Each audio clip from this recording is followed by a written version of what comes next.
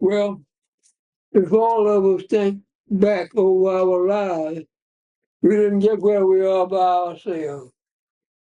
Somebody pushed you along.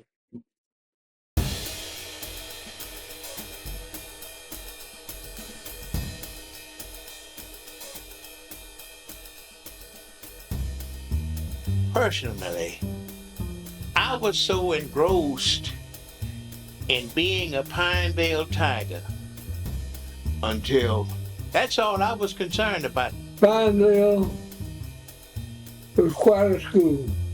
Growing up as a kid, your desire was to get to Pinevale. This school was the heartbeat of this community. It was just genuine love at the school. And we were so grateful. We had to learn. There's no such thing I cannot do. I can. I grew up with my teachers knowing my parents. They knew my grandfather, they knew my mother and my father. But about 75% of the teachers lived in my neighborhood. We knew our teachers. We knew our teachers. We knew our teachers' children. Their kids went to school with us.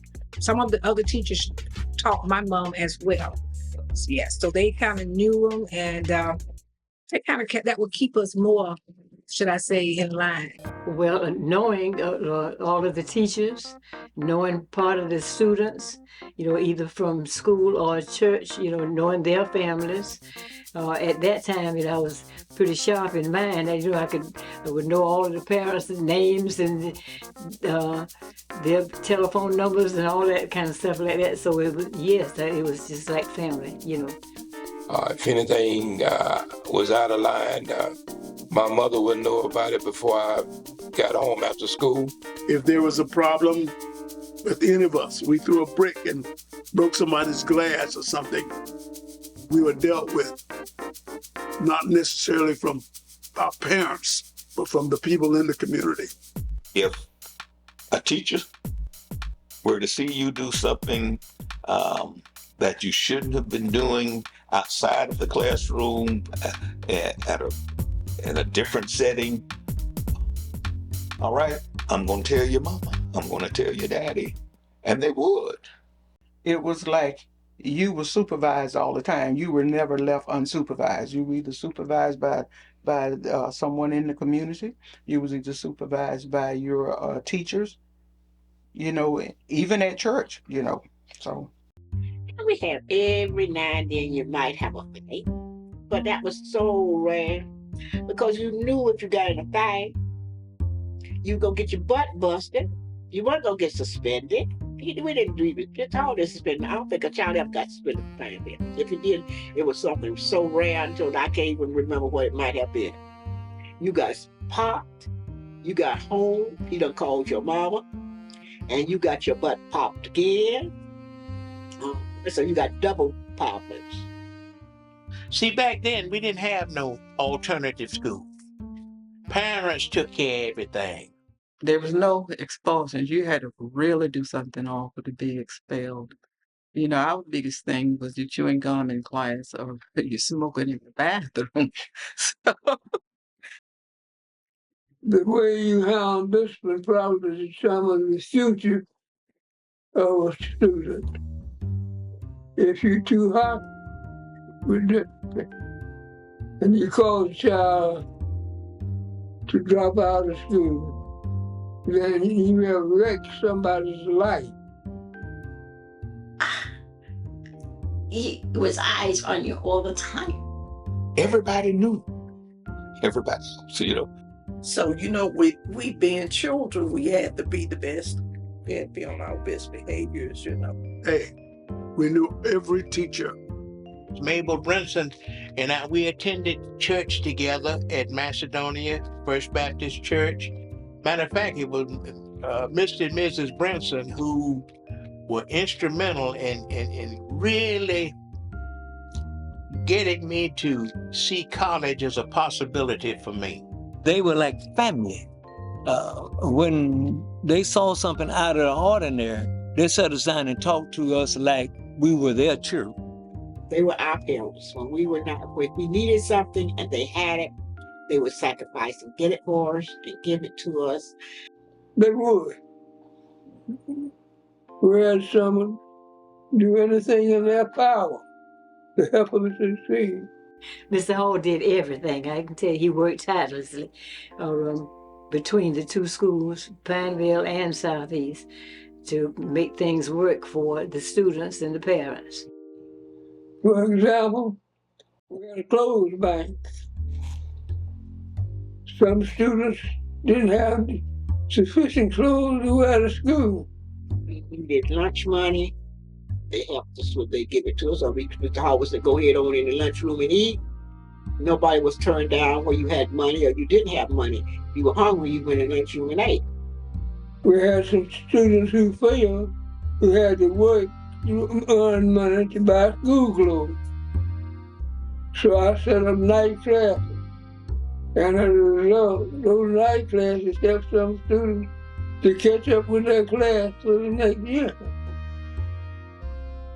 We had night schools. If the students couldn't make it during the day, he would provide a night school for them to come. If they could work during the day hours, they could come at night and pick up from where they left off. We had summer school as well. It was a given that because you are black, because racism exists, we must avail ourselves of every opportunity to let our light shine and for our teachers to let us know we are somebody, that we were somebody, that to let us know that, hey,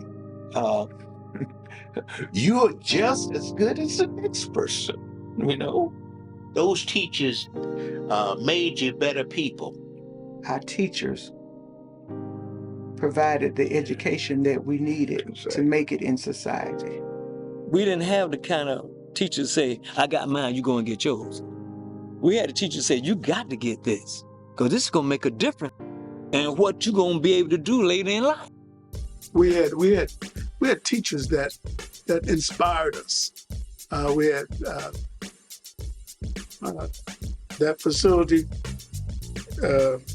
supplied us with the necessary things that would help us to make it wherever we decided to go.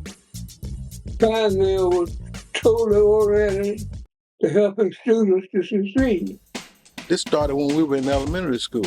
Some of those same teachers knew us when we graduated. In fact, they were on the front row watching us graduate and had us in the 3rd and 4th grade. We were going to represent them when we got out, when we went to college, when we went to the military, when we went to into the workforce, wherever we went. So they wanted us to be more prepared than they were. They took it personally. It was caring and compassion from the teachers. And, they treated all the students that way. There was no option for us to fail. And the ones that strayed away, we was able to pull some of those back. So when I go looking for them, if they decide to quit school. When you walked in Pinevale, Pinevale, you were the top of the line, and you were the best of the best. You couldn't really say you were poor because everybody around you was in the same. I never thought of myself as being poor because everybody around me lived the same way. Yeah, how poor you might have been, or whether your parents had an education, or whether they worked in the fields, or they worked as a maid, or they taught school, or whatever they did, everybody was the same. We had a strong bond. Everybody basically in the same neighborhood, knowing everybody, knowing all parents, good friends. We never had babysitters because everybody, the village, everybody took care of everybody's people. If they were working and there was a mother at home, she looked out for everybody. The parent was out. My mother would communicate with the next door neighbor, and we would keep an eye on each other, kids, and that wasn't a problem. Miss Bessie was across the street. If mom was away, Miss Bessie took care of us. The Moores took care of us. Dr. Heisel's mother and sisters would take care of us. And regardless of where you went, every parent was responsible for you when you came to their house. And you never went hungry. If somebody had food, you had food too. Life was good, and I felt very confident and very comfortable. You know, you have that warm feeling that you're safe. That's what I felt. We did have a good time at Pinevale. It was, every day wasn't a great day, but basically we enjoyed each other as a school. We were just a close-knit community that cared about one another, and that remained to this day. That was the blessed part of being segregated, because they looked out for us. That's how I got to understand what it takes a village was all about. And it really does take a village. Talk about it takes a village. Well, this was the village. It was almost like school didn't even turn out because we had practices and what have you. And everybody, if they didn't participate, they still came back to the campus. All the good times we had there in that gym, you had the pep rallies. We used to have bonfires. So up until about 7 or 8 o'clock at night, we were still here at this school doing something.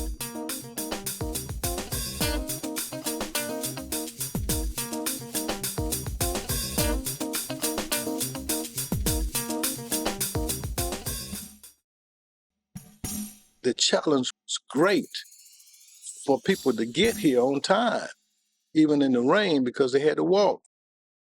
Well, people took the transportation control the bus routes.